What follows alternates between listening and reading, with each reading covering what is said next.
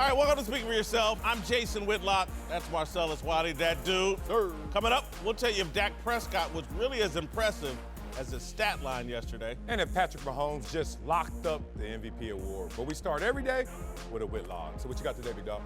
The problem with the Pittsburgh Steelers is the Rooney family has built a system so efficient and self-sustaining that the individuals within it never have to grow up. It's like being born into Joseph Kennedy's family 80 years ago. Any mistake could be overcome. Sunday, Big Ben Roethlisberger and Mike Tomlin made the kind of mistake that highlights their immaturity and puts Pittsburgh's postseason in jeopardy. The Steelers quarterback and head coach once again prioritized the New England Patriots over the opponent in front of them. That's the only credible explanation for Roethlisberger sitting out the majority of the second half against the Raiders. Tomlin and Roethlisberger concluded the Steelers could beat the Raiders without their starting quarterback. They were wrong and figured it out much too late. With Ben standing on the sideline with an injured rib, watching his backup, Josh Dobbs, struggle, Oakland rallied to take a fourth-quarter lead. That's when Tomlin and Roethlisberger aborted their second-half vacation and reinserted Big Ben into the lineup. Roethlisberger played well and put Pittsburgh in position to win, but kicker Chris Boswell slipped and fell on the would-be game-tying field goal. Pittsburgh lost, and neither Tomlin nor Big Ben had a logical explanation for Ben's prolonged absence. He got looked at halftime. He got treatment. He came back out. We were waiting to see if he was going to be able to come back in. He was. Probably could have come in a series or so sooner, but we were in the rhythm and flow of the game. He was ready to go when he got back out there. What did you have to do to kind of get yourself back to where you felt comfortable? I was just let Coach tell me to go. There's no mystery here. Pittsburgh's next opponent is New England. Tomlin and Ben wanted to rest his sore ribs so he could be healthier against the Patriots. This was a group decision. Tomlin and Ben made it together. That's why Ben looked so relaxed standing on the sideline wearing a baseball cap in a one-possession game. Look, we know Tomlin is always looking ahead to New England. Remember last year in Week 12, before playing the Green Bay Packers, when Tomlin told NBC's Tony Dungy that there would be fireworks in Week 15 when the Steelers played the Patriots? He predicted the Steelers and Patriots would meet in the AFC Championship and called their pending matchup the elephant in the room. Well, here's another one. Tomlin and Roethlisberger are two spoiled children born with silver mouthpieces. Ben stepped right out of college onto a Super Bowl-ready team. Pittsburgh's defense gave him his first Super Bowl ring in his second season. And at the age of 35, the Rooneys gave Tomlin a Super Bowl roster, a franchise quarterback, and a coaching staff that included Dick LeBeau and Bruce Arians. Tomlin won a Super Bowl in his second season. It's all been too easy for Roethlisberger and Tomlin. That's why they haven't grown up. Ben is reckless with the football and dares anyone to question his gunslinger mentality. Tomlin is reckless with his decision-making. He's lost 9 straight coaches' challenges and is absolutely terrible with clock management. There's no simple solution for the leadership void plaguing the Steelers. The coach and the quarterback are both to blame. All right, joining the desk now, 2 former NFL greats, Greg Jennings and Tony Gonzalez. Start with you, Marcellus. Yes. I blame them both equally. Big Ben, Mike Tomlin, not great leaders. Man, this Pittsburgh Steelers organization and you are like oil and water. Y'all just don't get along properly. And you're on to something, finally. You've been warning us about this leadership issue at the top of the organization.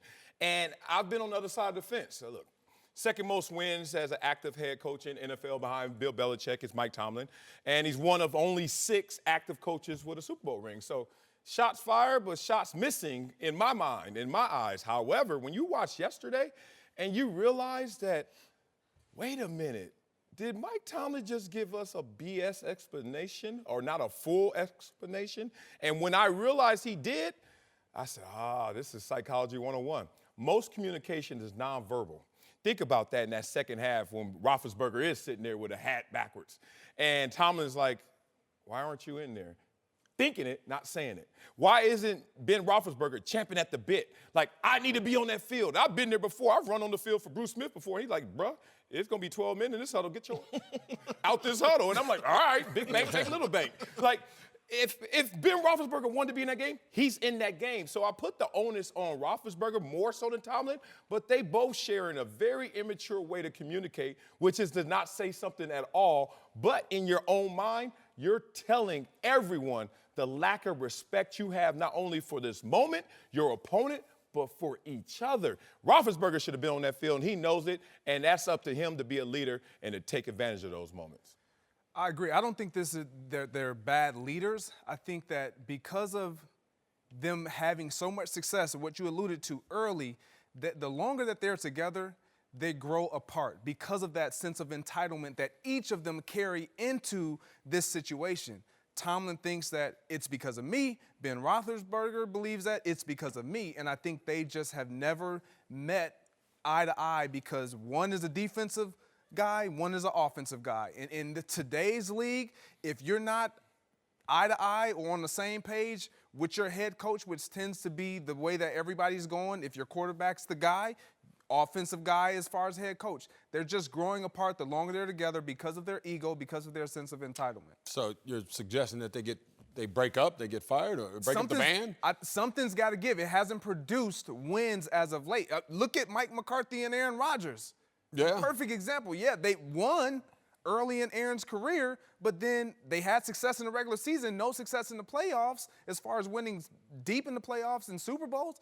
Like, something's got to give eventually. Yeah, well, something's got to give. I think Le'Veon Bell has – we talk about this all the time. I mean, Le'Veon Bell's not there. James Harrison is gone. Like, they have a couple good players, but I don't think this is the same team that we're always dealing with. This is the same leadership that's been there the whole time. They just don't have the same players.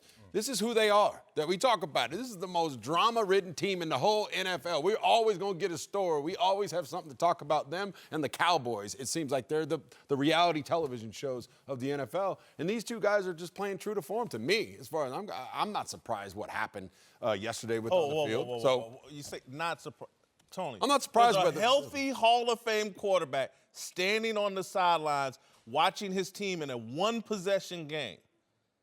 Yeah, I've never seen that before. No. When you're in a playoff hunt. Ben Roethlisberger, No, I call Ben Roethlisberger Hulk Hogan, or a WWF wrestler. You know when he used to go down and he's hitting and he put that hand up and he's like, okay. Ben goes down every single week, it seems like. Something, he's going to hurt his foot, he's going to hurt his ribs, and he's a warrior.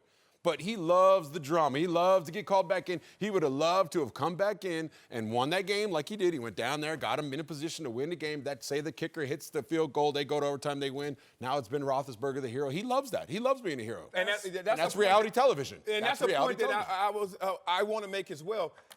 Ben Roethlisberger in the second half of that game wanted to prove his worth to this organization. He wanted y'all to say, beg me back. Because y'all been talking about, it's Le'Veon, and we missing Le'Veon. Y'all been talking about me as a leader, as a teammate.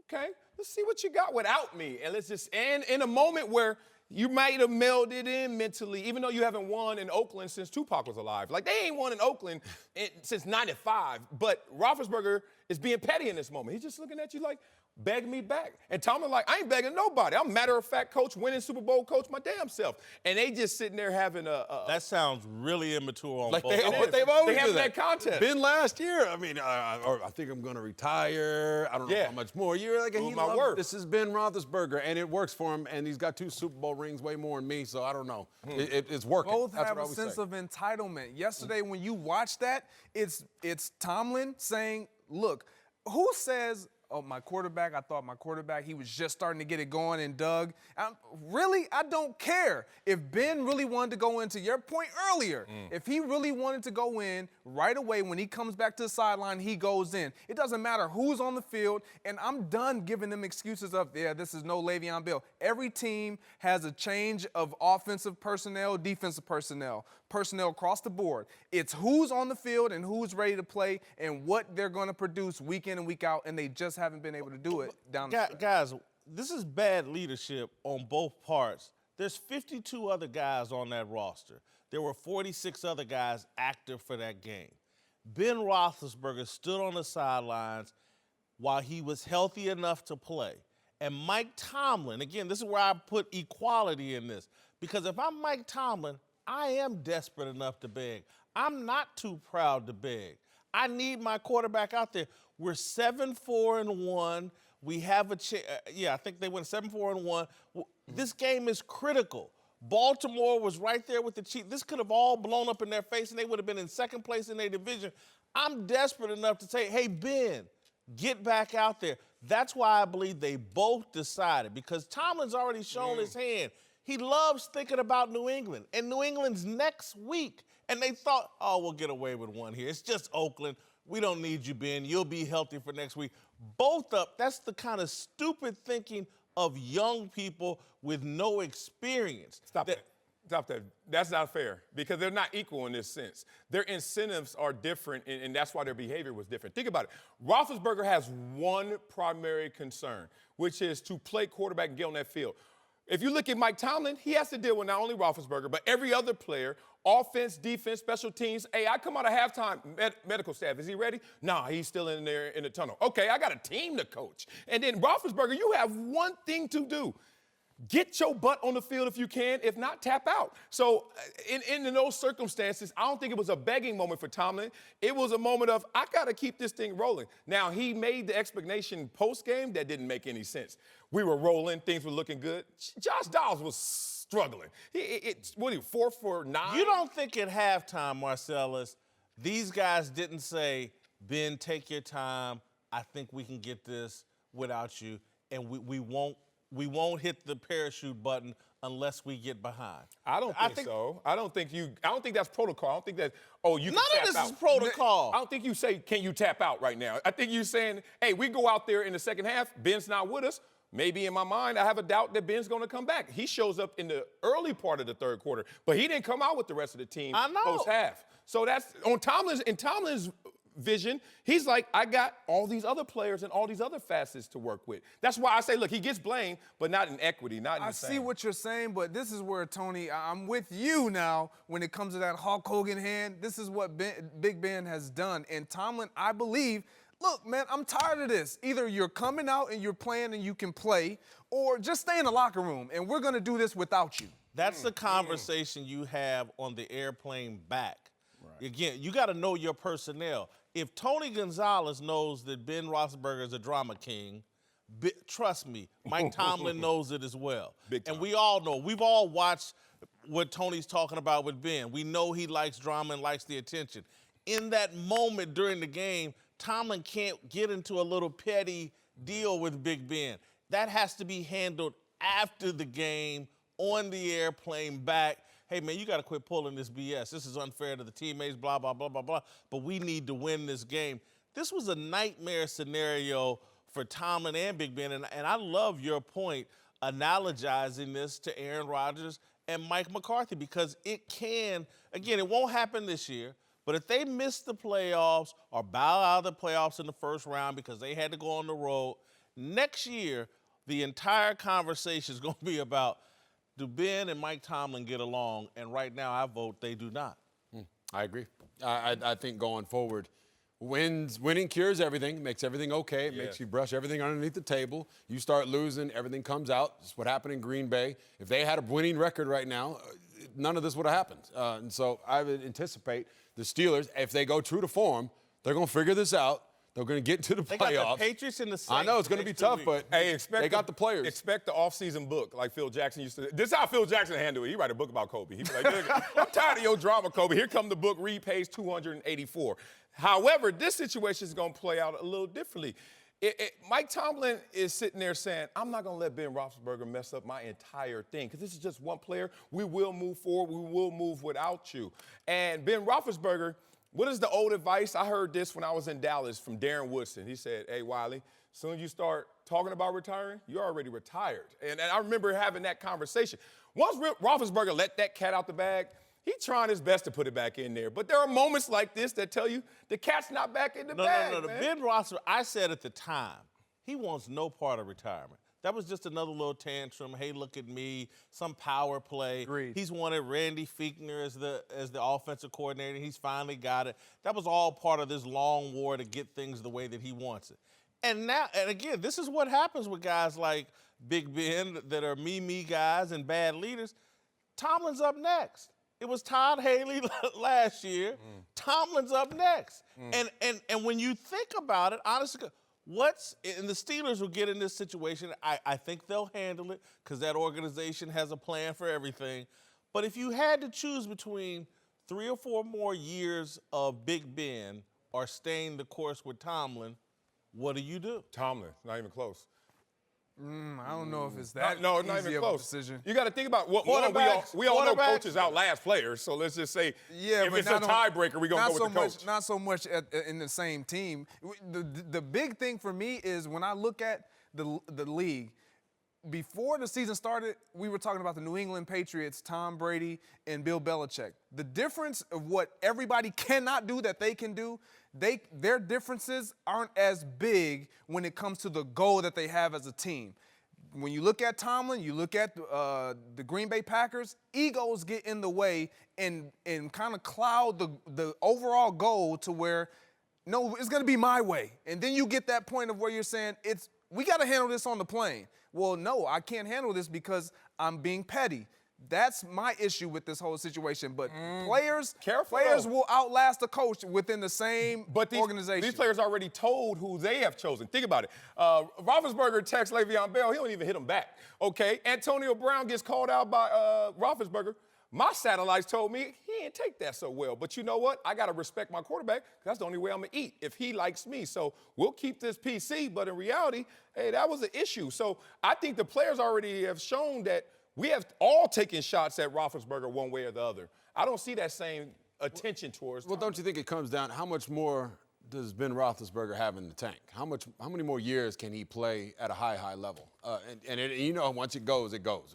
Peyton Manning's the best example of that. One of the greatest quarterback of all time, in my opinion. It goes, it's gone. So that's how you weigh those pros and cons, at least for a coach. But if he's still playing well and he's got another 4 or 5 years in him, if you believe that, then yeah, I think Tomlin's got to go. Tony, we're going to end on this note. Your comment about Peyton Manning would have more credibility had you not last week said Phillip Rivers is the greatest quarterback to never win a Super Bowl. I didn't say that. I did say that. Marino. I don't understand Peyton Manning. Marino. Let's move to Dallas, where the Cowboys all but locked up the NFC East with a huge overtime win over the Eagles yesterday. Dak Prescott had the biggest game of his career, throwing for 455 yards and 3 touchdowns, all of which went to his new favorite target, Amari Cooper. But Dak also had 2 picks and a fumble and managed only 6 points in the first half against an Eagles secondary made up of guys who weren't even on the team a few weeks ago. Gentlemen, I was not impressed with Dak Prescott. There you go. I was Not impressed? No, because I think the Cowboys ran an offensive system that made no sense. In the first half, Dak threw the ball 26 times, and I think they ran it 16, 17 times in the first half. They were out of balance because I think that Jerry sent the message down, this is going to be Dak's big game. Dak's going to come out here and light up this beat-up secondary, and Dak's going to have this great game, and we're going to prove that Dak's a franchise quarterback. And Dak was terrible in the first half and kept the game close. In a game, they crushed him in time of possession, doubled him in yardage. Dak throws for 455 yards. This game went overtime. They couldn't get it. This was Dallas led from start to finish, basically, never trailed, and the guy threw the ball 54 times. Makes no sense. Run the football. If they had run the football and used a balanced attack, this game would have been 26-7. Yeah, look, to your point, Dak kept the Eagles alive. He did for 3 quarters, but he was amazing in that 4th quarter, amazing in overtime. Last ball was knocked down. It was a fluke touchdown. Does that count? Does that Yeah, count? no, Okay, but it was not good. great defensive play. It was. Yeah. Greater Bad offensive throw. play. No, by Amari Cooper. But the point of this is not his best game. I don't think this was Dak's best game. This was maybe his greatest game in terms of impact. Trash-talking divisional foe Super Bowl champion comes into your house, and guess what you do? You handle business. And you put up career numbers for Dak Prescott, who we've always talked about being a little too conservative, especially in today's rules and playing the quarterback position. And more importantly, he took the governor off. And I told you, as a Dak critic, I was like, this week's going to be different for Dak. Something told me his spicy comments coming back at the Philadelphia Eagles. Who? Dak was like, I'm outside the normal comfort zone, and I'm now going to show you more of my personality. And I think it showed on the field. Dak to me, took it to a different level. He saw the Philadelphia injury report just like you and everybody else. I mean, he knew what he was going to be fixing. And that secondary, right? Yeah. I hear you. No, I'm not. I'm at the same opinion I had going into that game last night is the same opinion I still have about Dak. Yeah, he had his best game ever. Good stuff. He didn't play that well for 2 quarters and a half. I mean, going into the fourth quarter, he started to turn it around. But this is a guy who finally had over 300 yards. He hadn't done that all season long. Right. He's got great players around him now. He's got a really good number 1 wide receiver, the best back in the business. You can argue that. He's got a really good offensive line, a great defense. Yeah, you can win. And I'm not going to be surprised if they go to the playoffs and if they get past the first round, maybe an NFC championship game. Who knows? I think they have that talent around him. But he's not that franchise quarterback. I don't think he's that guy that you're going to give 25 to or 30 to 35 million dollars. Jerry wants him to be that way. I'm sure the other teams in the division, because once you give him that money, you're not going to have that balance on that on the offensive and defensive roster. So I like him a lot. Dak is a great guy. I've hung out with this guy in person. I even hate saying this stuff about him because I want him to have success, and I hope he keeps improving. But right now, just looking at the numbers, there's no way that he is that franchise guy. He's a guy who needs to be surrounded by the right people. And if you can do that, if you can get him, Jerry, to take $20 million a year, and you can keep building the team around him, then do that. But I don't think Dak's going to want that if he goes to the playoffs this year. He's going to want his money and say, look, his agent's going to say, I need $28 million a year for this kid. And now Dak's going to have to make a decision or Jerry's going to make a decision. I'm sold on Dak Prescott because of Amari Cooper. That's why I'm sold on Dak Prescott. And when you look at this stat, it talks about most wins since 2016, Tom Brady at 33, and then Dak Prescott with 30, and then Roethlisberger with 29. At the end of the day, what matters? Wins. He's been able to win. Let me tell you the names that should be on that list that you just gave. Robert Kraft, Jerry Jones, and the Rooney family. Those are who those wins should be credited to. I'm gonna tell you, I disagree with that because players equate to wins and what you put around them. And the Dallas Cowboys and Jerry Jones understand he may not be a Patrick Mahomes, a Jared Goff, Aaron Rodgers, Tom Brady talent right now, Russell Wilson. But if we develop and put the pieces around him that make him better, that give him more confidence, this is what we can have.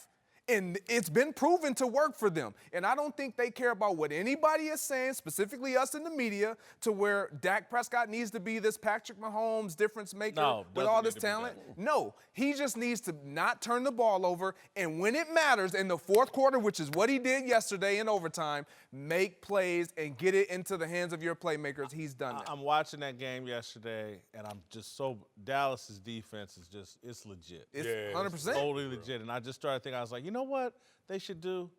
They should commit to the Baltimore Ravens 2000 formula.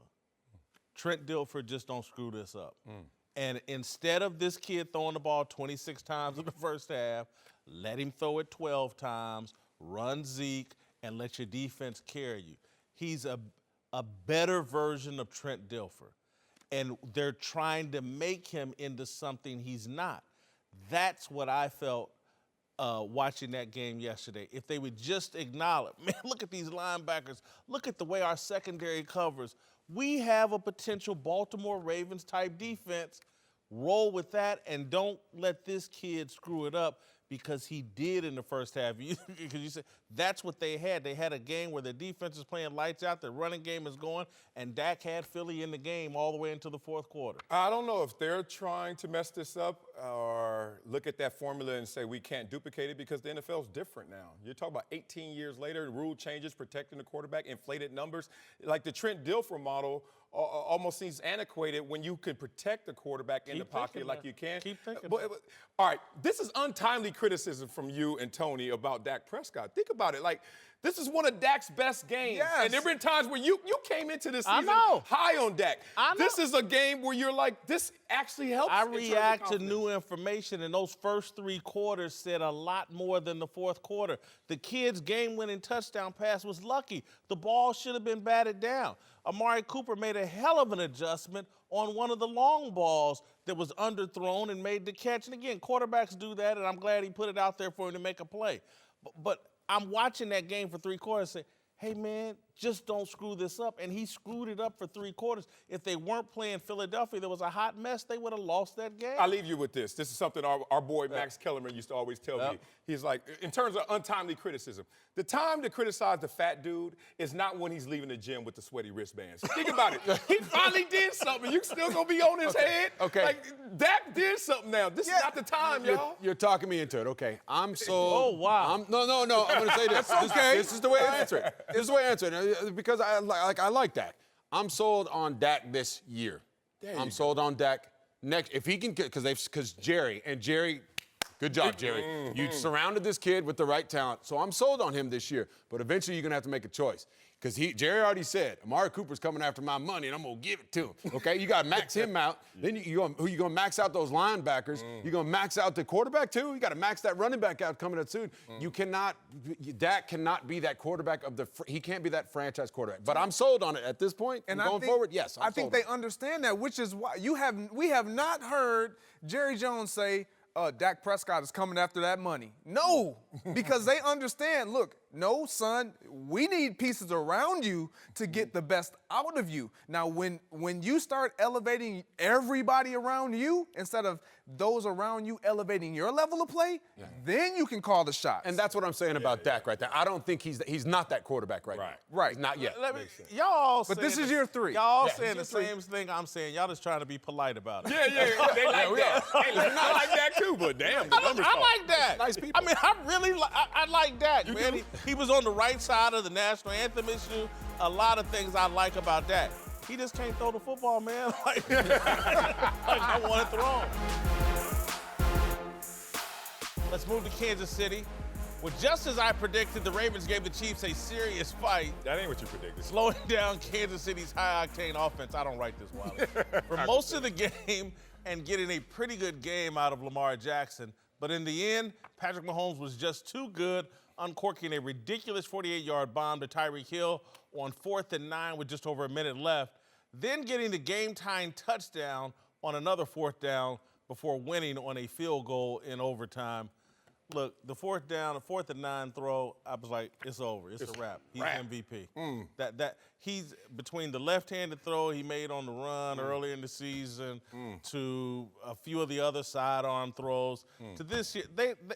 If he doesn't complete this 4th and 9 pass, the game is over and Baltimore's pulled the upset. Yeah. There's 2 defenders chasing. They got him out of the end zone, out of the pocket, and he drops a dime on Tyreek Hill like 40 yards down. It's incredible. Yeah, it is. Aaron Rodgers is the only other guy that could make plays like this. Yeah. He's the MVP. Kind of a dated response, though. It's amazing. Early on, I thought he was the MVP. Then Drew Brees caught up. Now he's overtaking Drew Brees. Not even mad at that, but when did he overtake Drew Brees? It wasn't this moment. It wasn't this game. It was when Drew Brees lost to the Dallas Cowboys, gave up 127 passing yards, and we still came on this show, and I heard Jason Whitlock tell me Drew Brees still the MVP. I said, No, I said it's not over at that time. Okay, but you took a little off the fastball, a little off it, right? Because I'm grading the MVP like you grade the Heisman. Like, hey, Tua, you had a bad game, you out of there. That's how they graded the Heisman. Tua lost the Heisman because of one game. Drew Brees, you lost your MVP a week ago. And then this was the exclamation mark, the stamp that lets you know that I was the MVP the entire season. And you guys were excessively exaggerating what my demise, because he had a game where he threw 6 touchdowns and had 5 turnovers. Got to play the Chargers this week, Marcellus. Oh, I know that's going to be real. That's the battle for first. That's going to be real, battle for first. But to me, being the MVP, and Drew Brees lost it more than he took it back. He's been the MVP. I think he is the MVP, and we will find out that at the end of the season. When you look at what he is able to do, his pros outweigh his cons. He could throw a bad interception, and we're like, he'll be back. Because of what we saw in the 4th quarter, 4th and 9, his ability to elevate his team and make the plays for his team in clutch moments. In basically year 1 of his professional career, I understand it's year 2. From a learning and experience standpoint, though, it's year 1. Yeah. And we have not seen this. He's 4,300 passing. He's first in passing yards, first in TDs, passer rating. He's 3rd. He has 3 games left. He could throw for over 50 touchdowns this year, over 5,000 passing yards. All he needs is 3 touchdowns a game. Like, it's a no-brainer. Like, why are we even having this discussion? Yeah, Well, you know, I mean, I like Drew Brees, obviously. We all do. Yes, I like Drew. I thought Drew Brees was the MVP until a couple weeks ago. So I would have, if that's the vote, if I would have had a vote a couple weeks ago, 2 weeks ago, before they lost to the Dallas Cowboys, I would have said, yeah, Drew Brees is the best. Because the only thing that I don't like about Patrick Mahomes is that he does turn the ball over. He's got that gunslinger mentality, but it's going to be beautiful. It's a beautiful thing when it works out. He is recreating my image of what a quarterback should do. From a mechanic standpoint, he's doing things like Pistol Pete Maravich when he came in and started doing all these crazy things that people really hadn't done before. They'd done things like that, but he was doing it consistently. And I think you're going to see he's creating a new brand of quarterback to me. A lot of these young kids are watching it in high school now. These no-look passes. Who does that with quarterbacks? Right. No one does that. The left-handed throws. His mechanics, he's like Gumby. He's like a shortstop. Derek Jeter throwing somebody out at first base. He's doing things that I've never seen. So I would give him the MVP at this point for sure. But it's not over yet. Drew Brees, he goes on the road next week, and then he comes back in that dome. Drew Brees is lights out and efficient. Quarterback rating is through the roof. He doesn't turn the ball over. We'll see those last 2 games that he plays at home throughout the season. But right now, betting man, all money's in on Patrick Mahomes for sure. My second thought, other than this guy's the MVP, my second thought watching that game was this is why Lamar Jackson will always be very limited. When you watch Lamar Jackson and Patrick Mahomes on the same field and you watch how precise the play callers have to be in Baltimore. And I know this is Lamar Jackson's 4th or 5th game, and Patrick Mahomes has a little bit more on-field experience, so another year in the league. But when you see how precise, when they're trying to do things with the running game, and then you have a kid who can get out of the pocket, off script, and fix your play call just with his arm and his imagination, I think Baltimore is chasing fool's gold with Lamar Jackson. Lamar Jackson, to me, isn't a dynamic runner. He's not Michael Vick out of the pocket. And I just think his arm is so questionable. And if you listen to Tony Romo break down the game yesterday, I thought he did an excellent job. He pointed out a lot of the shortcomings of what's going on with Lamar Jackson right now, and I just think they were all on display watching Patrick Mahomes play. Look, what he's doing is not sustainable, whether it's just the run priority at the quarterback position. Last 2 games, he's been knocked out of those games, so we obviously know that the hits are starting to take a toll on him. But I'm higher on Lamar Jackson than you are, it sounds like, and his shortcomings, I think that with a little tutelage, a little off-season training, and actually just letting him get the first-team reps consistently, I think he has a lot of arm talent. He has a lot of talents. He doesn't run as effectively as Michael Vick. We talked about this a little before. I saw that change in NFL culture when no one wanted to be Mike Vick after Mike Vick. I remember Donovan McNabb came on record when McNabb was a dual threat. I hated playing McNabb. I was like, I don't know what's going to happen. And he's like, I want him to be known as a pure pocket passer. And then every single, mostly black quarterback is like, they hate that moniker. They hated it. And you can see even Lamar Jackson is running with 1 foot on the gas and 1 foot on the brake. I'm like, bro, commit. It's okay. No one wants to be known as the dual threat anymore. I hear you. But the thing about this is, if you look at Lamar Jackson, what you got to realize is that he just needs some coaching, man, because the skills are there. And don't compare him to Patrick Mahomes. That's a flashlight compared to the sun, brother. Everybody out there going to look like, damn, you are not Patrick Mahomes, including the great ones playing right now. Patrick Mahomes, the best quarterback we got in this league. Yeah, I think if I'm the Baltimore Ravens, I feel good about what Lamar Jackson does for my team. He's created wins. He's started 4 games. He's won 3 of them, lost obviously against a better football team in yesterday. But when he took over, it's like, okay, now the keys to who you are and what we're going to do is surrounding you. It's all about you. When we saw him in flashes early in the season, it was still a Joe Flacco offense. Right. All of that, the language, the input that he possibly had wasn't there. Now he gets to have input. You take on ownership now, and the guys around you take on your identity. And I think that that's something they can look forward to. Sustainability, question mark. Because we know in this now football, the National Football League, if you're not a pocket guy or you can't get rid of the ball on a dime accurately outside the pocket or not take those hits, it's not going to last. Yeah, well, it's like if you're playing Madden football, you got to take the injury off. with this kid. Because if you can take it off of him, then yeah, I believe in him, and I'm happy for him. Let's use him until we can't.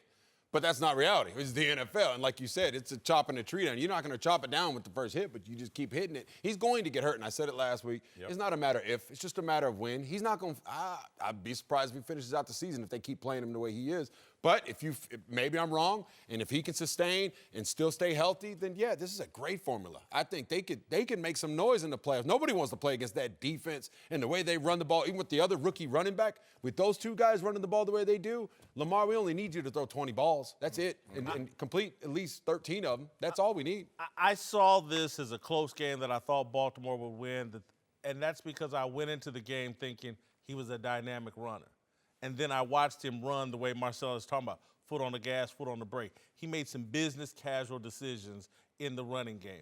And then they got into a 2-minute offense right before halftime, and I could see how compromised they were, where they ran a play before the 2-minute warning that Tony Romo was right on target. Don't do this, don't do this, don't do this. But Baltimore was so concerned about his inability to get the ball downfield, they felt they needed the extra play more than they needed to run the clock, and so the Kansas City couldn't get the ball back. Of course, they didn't get the first down. Kansas City got the ball back before the end of the half, got some more points. It's so hard to call plays when your quarterback's not a pure passer, and then it's really, if you're going to commit to that running game, and he's not going to be that dynamic of a runner, it's very limited. Very eloquent. All that was cute. Didn't we have a bet that you said we will square up. I forgot to Casa to Square up when? What you mean? We'll square up tomorrow. My money. Hi, we're the Jennings. I'm Nathan, I'm the best brother ever. I'm Aaliyah, and I really love the family. I'm Amaya, and I'm the best older sister ever. I'm Ava, and I'm simply awesome. From our family to yours, we would like to simply wish you Happy Holidays. Wow, that was cute. That was nice. Welcome back, Whitlock and Wiley, Tony Gonzalez, Like that. Greg Jennings and his family there. Yeah. You got some work to do to catch up with Phillip Rivers. You're halfway there. Hey. And you need to get some furniture in that house, man. A lot of echo, brother. Spend some of that money on some furniture. Killing this kid. All right, let's move to Miami, where the Dolphins pulled off a miracle win yesterday, thanks in large part to some major Patriot blunders. At the end of the first half, New England had the ball in field goal range, but Tom Brady took a sack with no timeouts left, leaving 3 points on the board. Even crazier, Miami's last-second lateral play went for a 69-yard game-winning touchdown, and Bill Belichick's decision to put Gronk on the field as a defender proved costly. Afterwards, Belichick tried to explain himself. Yeah, well, they could throw it deeper. They could run the Desperado-type play, which was kind of a in-between 20-yard pass, and then it turned into Desperado. The way it ended, I mean, it sucked. I mean, never really been a part of anything like that. I feel like it's going to test our character big time, how we bounce back from something like that. And just got to make that tackle. That was a very interesting game. Miami's been a house of horrors for the Patriots. They struggle there the same way Pittsburgh struggles in Oakland. Yeah. And so it wasn't that surprising, but to see them have two incredible mental gaffes from Brady and Belichick. I started out this year saying that this was going to be the beginning of the end for Bill Belichick, and they would back up. I think I'm starting to be proven right. I think there is a slight crack in the Patriot way. Interesting. And I was feeling the same way, so I started to write down my notes, and I was like, I have all this material explaining why there are cracks in the Patriot way. Edelman off the field, he has, his fun times. Watch that camera. We've seen Gronkowski have his fun times. The owner wears tennis shoes. Belichick pounding Corona lights. We've seen the Patriot way not look as advertised. Then I realized they won that game, but they just lost to a 1 in a million play. So then when you have a 1 in a million play occur, you can't give praise or criticism. There's no explanation, because if they ran that play a million more times, it's not going to work. So I don't want to use this moment to damn the Patriots in a situation where it's impossible to defend that play on this moment. But you don't even have to do anything but just line up 11 guys, and they can run that play every single time, and every single time someone will find a way. Gronkowski been out there. That's going to expose how you play the Hail Mary going forward. I think a lot of teams are going to start to say, we don't need the tallest guy. We need tall with agility. Like, give me the linebacker. But, yeah, I'm not mad at this play. I'd have made that tackle. Hold on now. I give you more than Gronk. I give you more than that. I don't know, man. I don't know. Shouldn't have been on the field. Yeah. Look, this is typical Patriots Miami rivalry division game. There's no cracks in the Patriots. Like, are they going to Miami to play in the playoff game this year? Will they be down there? Never. Okay, so they have nothing to worry about. I'm not concerned about the New England Patriots because when it comes down to it, this is the regular season. They understand what the regular season means and how important it is. But more importantly, they understand when they have to win, and that is in the playoffs. And no one has been better at winning in the playoffs than this New England Patriots team. I'm not concerned about them whatsoever. And me neither. I think this is the worst thing to happen to the rest of the AFC, because them losing like this. Because I know Tom Brady, and I know Belichick, and I know what these guys are going to do. They're going to go home. They're going to look in the mirror. They're going to be like, Tom is sick right now by taking that sack, and I know he's saying that'll never happen again. I'm looking in the mirror, and he's soul searching right now, because that's what great players do. They dwell on this stuff, and that's what great coaches do. They dwell on this stuff until it eats them alive, and they do something about it. And I think that's what's going to happen now. This is the best thing, I think, for the Patriots, losing this late in the season, and the worst thing for the other teams out there. This is going to be good for them going forward. I'm not so sure. And I say that just because, and I know the league, everybody's scoring points. Yeah. But the Patriots are on pace to give up more points than they ever have in franchise history. And certainly in the Belichick era, most points in the Belichick era. And again, I understand the league is more offensive. But they can't forever be the no-name defense. And, they got the McCourty twins, and I guess we know them, and they're pretty good. But for the most part, Dante Hightower, I guess, is still there. But I just don't know if that revolving door they've had on both sides of the ball can just continue to churn out, and continue to win at that level. The AFC is just wide open this year.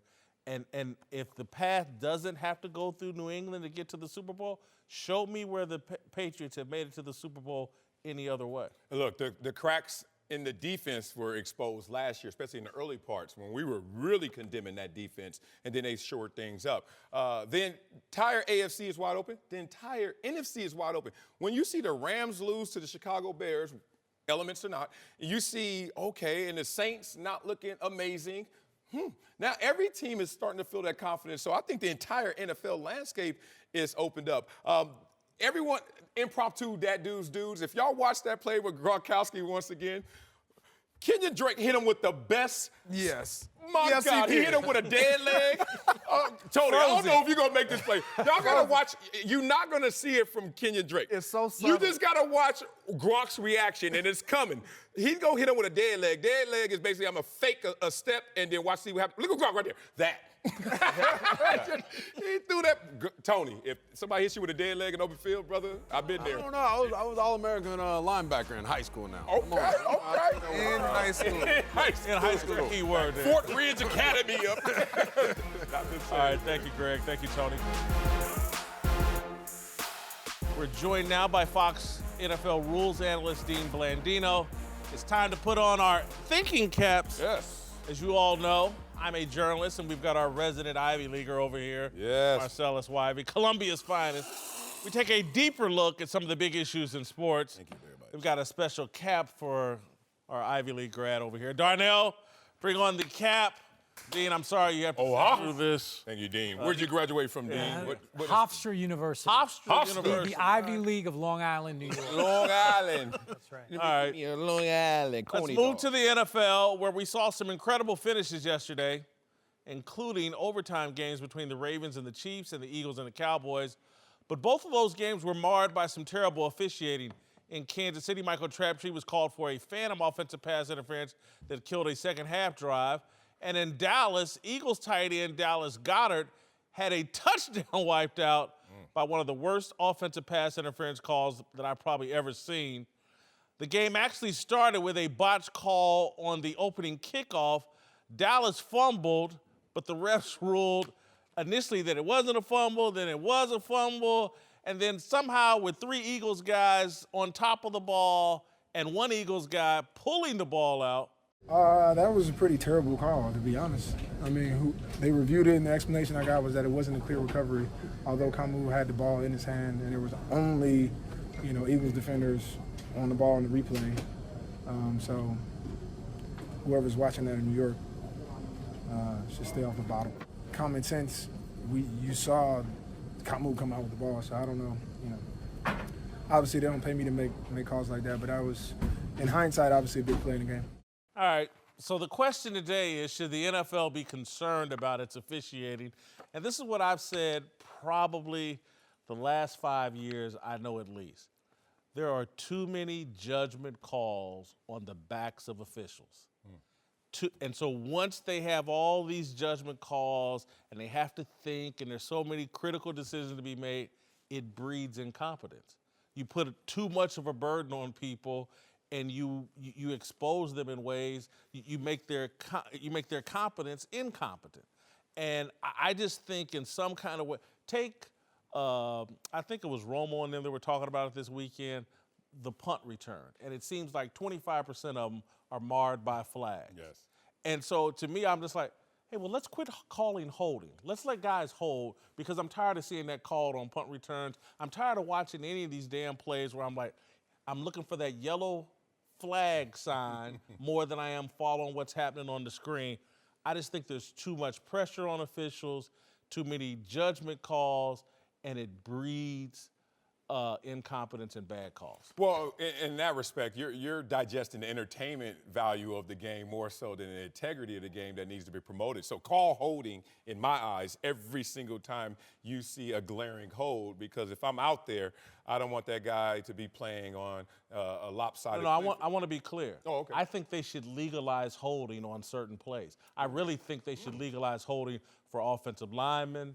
They have, but they just didn't say it. Yeah, but really, we need less holding. That Troy Aikman was talking about this last week about, they've emphasized to the refs to call more holding. Really? That's what they think we want? I don't want it. Well, it's an impossible job. I applaud the referees. Overall, I think they do an amazing job based on circumstances. They're imperfect beings seeing objects move north of 20 miles an hour, a lot of times shielded from that field of view, impossible to duplicate and impossible to really prepare for, and still make 9 out of 10 calls correctly.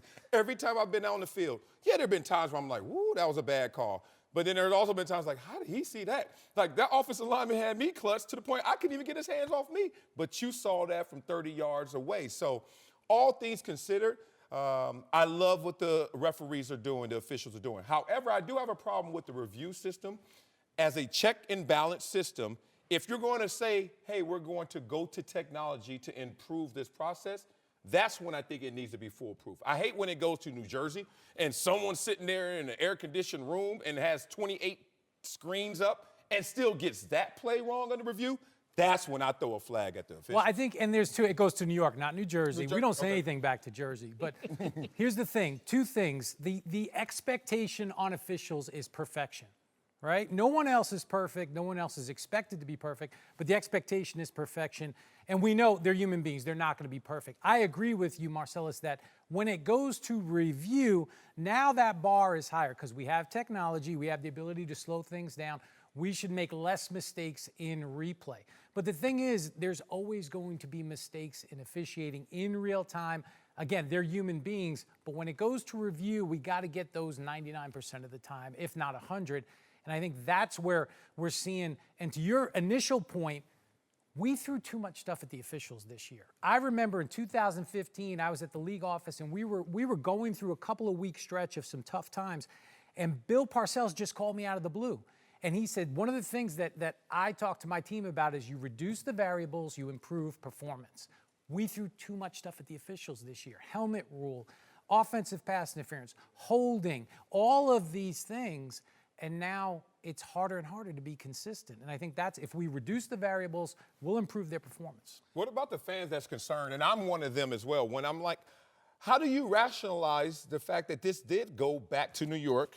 This is now a part of a process where it should be a higher bar, higher expectation, better result, but we still come back with the review, and it's still wrong in comparison to what the eye test is showing us. Yeah, and I think if you look at that, the play that Malcolm Jenkins was talking about, the rule says you have to have a clear recovery, right? You have to physically see the player recover the ball, but there has to be some common sense too. If you've got 4 Eagles players on top of the football and there's no Cowboy player and the Eagles come out with it, then we got to give the ball to the Eagles. And I think that's where it's technology, it's judgment, and it's common sense. And if we can create that right balance of those 3 things, then I think we'll be in a better place. You heard my variable that I want eliminated, holding. Yeah. What would be your suggestion? You don't have to react to mine. Sure. What variables can be taken away? Holding is the most subjective call that they have. And you always hear what you could call holding on every play. Well, that's not necessarily true, but so much, and Marcellus, you know this from playing, so much of offensive line play is outside the frame, right? It used to be, you remember the old tapes, they block like this. Now it's here. Okay, I can be here, but do I restrict you? Are my feet beat? Am I restricting you from getting to the ball carrier? There's so many variables to calling holding. Is it at the point of attack? Is it on the backside of the play? I think, again, you have to call holding when it's there. You can't just liberalize it to the point where we're just letting offensive players tackle defensive players. No, I didn't say tackle. But I do think the ticky-tack ones we can let go. Get the big ones just like any other area of the game. And again, I think we'll be better Dean, off. I don't think it through because it's an original idea. We want to protect the quarterbacks. Absolutely. Let the offensive lineman hold. What? Again, seriously. No, but he's on. You're on to something, Jace, because you look at these new leagues that are starting up. The gap between the offensive lineman and the defensive lineman from an athleticism, it's become greater. Yeah. And so if you want to promote offense, you let the offensive lineman get away with a little bit of holding, protect the quarterback for that split second longer. Now, instead of a sack, and I know you don't want to hear this as a former defensive guy, he gets that pass away. Now we have more offense. So there's something there. And it helps the running game. And I'm telling you, running backs, people used to love to see running backs do what Barry Sanders and Walter Payton did. If you want more offense, there's better ways to do it than just illegalizing hitting. When a defensive line, Randy Gregory grabbed the leg of a quarterback yesterday and sacked him, and they called him for roughing the passer. You can't have that. Upsets hardcore football people. And that's not a foul. I mean, that was not a foul. Yes. He got his body off to the side. He used the arms to wrap. That was just a missed call. And again, you want to see a forcible blow to the knee area or below for it to be a foul. Amazing that Whitlock is having the Al Bundy moment up here to try to get into the NFL again because I got hold. Forget this broadcasting. And you over here supporting this. I still got to get in the 3 I'm saying it has merit. I'm not saying we need to go there yet, but the argument Any does other have variables some merit. that, again, what does Parcells think? Or, I just think you can't change 15 rules every offseason. Yeah. The rule book, and I think what we've seen in the past is changing rules to accommodate one play that happens maybe every 10 years. And because that's not a perfectly equitable result. Well, we've got to take a big picture approach to this, right? Does it happen once every 10 years, or is this something we're seeing week in and week out? So the game is in good shape. Why are we changing 13, 14 rules a year? Now the officials have to relearn that, re-educate themselves, re-educate the players and the coaches. Look at the big picture. Maybe there's a rule here or there that we can tweak, but let's not change a bunch of rules every year and everybody has to start from page one every season. And so my defense of officiating would be 20 years ago, it was a lot easier. There were less things to think about. Absolutely. And you look at, and remember, we think there's too many fouls today. Historically, for the last 40 years, fouls have been around 16 fouls a game, and that's where it is this year. Think about 40 years ago, how many less fouls there were. Think about, there weren't defenseless player rules. There wasn't illegal contact, all of these things that we've added. So if they've done a good job in terms of calling the number of fouls and keeping that consistent. But again, it goes back to, we see 4 or 5 plays a weekend, and there are thousands of plays every weekend, and we're going to focus on that negative. Time to get antisocial. Yes. Happy Monday. Good to be back out on these Twitter streets. We I hate got when people say Happy Monday. Because then they be like, Happy Tuesday, Happy. What happens to just saying hello to people? Happy Monday. Monday's a happy day. All right. Darnell Smith, our social media manager, is here to walk us through these Twitter streets. Yeah. What's popping? Yeah, we're going to start with in the NFL, where the Oakland Raiders have just announced that they released Reggie McKenzie from his duties as general manager. Twitter was surprised by the timing. Check out this tweet from Bleacher Report. Derek Carr, throwing to whoever's left in Oakland, shocks Pittsburgh. Khalil Mack's Bears bludgeon the Rams. Amari Cooper looks like Jerry Rice in an overtime win. And one day later, naturally, Reggie McKenzie is fired. Are you guys surprised by this timing? No, I think we knew it was a matter of time. Why this couldn't wait? I guess he was given the option to finish out the regular season. But I think Tyler Dunn here makes a good point. Great point. Got Derek Carr, Khalil Mack, and Amari Cooper all look like pretty good draft picks. Yeah. Good luck, John Gruden. Yeah, exactly. And I know he's going to find a job very fast. Why not get in front of that? But that picture they used of Reggie McKenzie, that's that born by the river. That's that, dead man walking picture right there. He knew it was coming.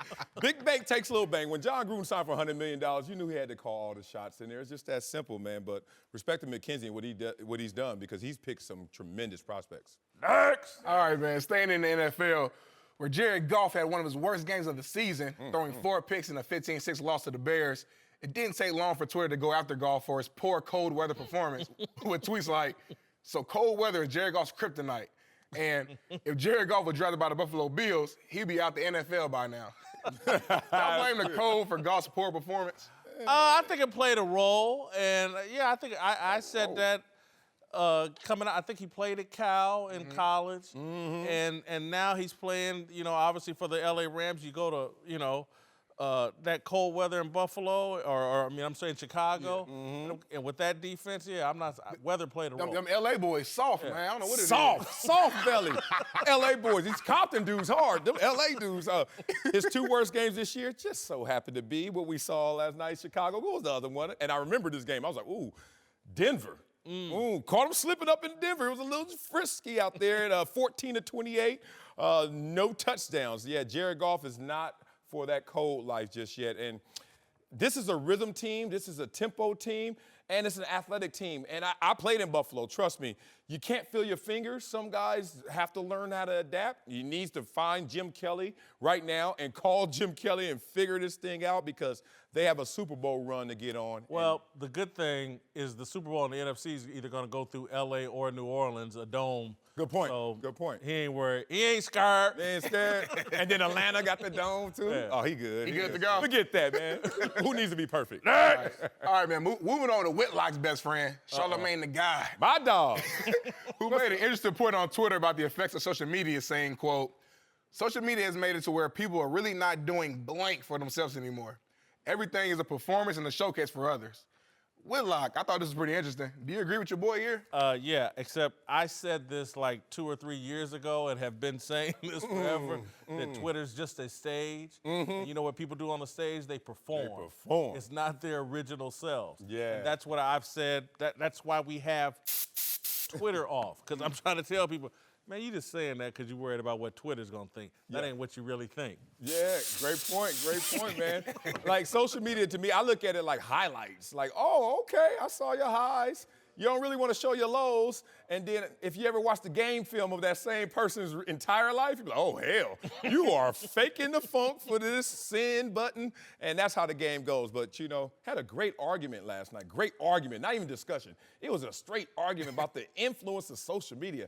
I'm one of the people that sits on the side of the fence like, I'm only going to eat what I want to eat. I'm not influenced by all of this. But social media seems like it's having an impact on people to the point where they're tapping out on their real lives and just doing it for the performance. Social media has an impact on you regardless of whether you're on it or not, because the entire news media basically is catering to social media and Twitter. So the news that we're fed is being all strung through Twitter and social media. Yeah. And Twitter's the homeland for fake news. Were you there last night? I don't remember seeing you. It sounds just like I heard somebody say that last night. Thank you. All right, Darnell, last but not least. Yeah, man. Watching First Things First this morning, our guy Chris Carter was asked an interesting question about Green Bay and the Browns. Take a listen. Someone asked me the question, if I could have one franchise right now, be in Green Bay and be the head coach there, or the Cleveland Browns, be the head coach there, I'm going to Cleveland. Do y'all agree that Cleveland is a better job right now? Better roster, I think, in terms of potential youth, the variables in place. They drafted well, especially this year.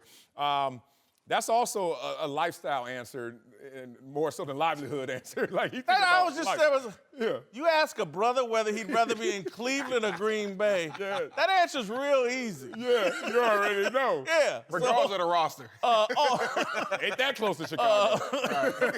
And so, Yeah. now, we'll just talk the football part of it. I would rather be in Green Bay. Really? Cleveland's history seems so cursed. And everything that Bill Belichick died there. I mean, the greatest coach of all time, couldn't make it work in Cleveland, but I'm going to take Cleveland. Yeah, and that's why I take Cleveland's job, because I can upstage Bill Belichick, whereas Mike McCarthy wasn't even fully appreciated because of the history and tradition of the Green Bay Packers. They'll get rid of you even if you win in Green Bay, where if you do anything in Cleveland, it's on. Mark, do Yes. the math. Do Yes. the math. You Ivy League credit. Let's do it. How long did Mike McCarthy last in Green Bay? What was it, 13? How long did Bill Belichick last in Cleveland? How many coaches keep running through there, that revolving door? Didn't Mangini go there? Yeah, good point. Everybody. Hey. Hugh Jackson. I'm going somewhere to light the torch, not carry the torch. You go to Green Bay, you just carrying it. Another coach, another I'm going somewhere where I got some security and I can get a 401k started. Hey, lying. All right, welcome back to the show. Uncle Jimmy's here to help us talk about our Geico approval rating from Mike Tomlin. All aboard! Let's go! The night train. All right, let's see the highlight from our discussion. Let's see the highlight from our discussion about Tomlin earlier. Tomlin and Roethlisberger are two spoiled children born with silver mouthpieces. The Rooneys gave Tomlin a Super Bowl roster, a franchise quarterback, and a coaching staff that included Dick LeBeau and Bruce Arians. Mike Tomlin is sitting there saying, I'm not going to let Ben Roethlisberger mess up my entire thing, because this is just one player. We will move forward. We will move without you. And Ben Roethlisberger, what is the old advice? I heard this when I was in Dallas from Darren Woodson. He said, hey, Wiley, as soon as you start talking about retiring, you're already retired. All right, we're tight on time here today. We went a little long. Uncle Jimmy, what's your take? What you mean, what's my take? It's a power play. That's all it is. It's just a power play. Who? It's a power play by Big Ben. It's just a power play on Big Ben's behalf. Okay. Now, what I wish Mike Tomlin would give me a call. And? If he give me a call, I can help him out with it. Matter of fact, I can walk him through it. Let's hear it. You understand what I'm saying? Because, see, What would you tell him? Because I'm going to tell you, because I got experience in dealing with high-profile divas. I've been behind some of the best ones in the industry. You understand what I'm saying? No. Well, I'm just letting you know. I mean, I'm just trying to simply say it's one of the blessings, it's one of the benefits of having 5 ex-wives. I hear you, Uncle Jimmy. Thank you. Well, you know, I just go with. See, anyway, that's just all I'm trying to tell you. I'm just trying to let you know. Yeah, they bluffing. He ain't doing nothing. Ben is bluffing. Ben's bluffing. Look, man, Ben is sitting up here. Ben is playing the you need me more than I need you game with Mike Tomlin and the whole Steelers organization. You've been through that, all the marriages. I know you've been through that. Every single solitary one of my ex-wives at one point or another in their life done tried this stunt on me. I can see it. I'm gonna say something. Everybody to pull up. See, Beyonce ain't the only one that can bump your game up. Because he don't need that. See, Uncle Jimmy been in the game 50 years. And I ain't met one that can't be upgraded. Huh?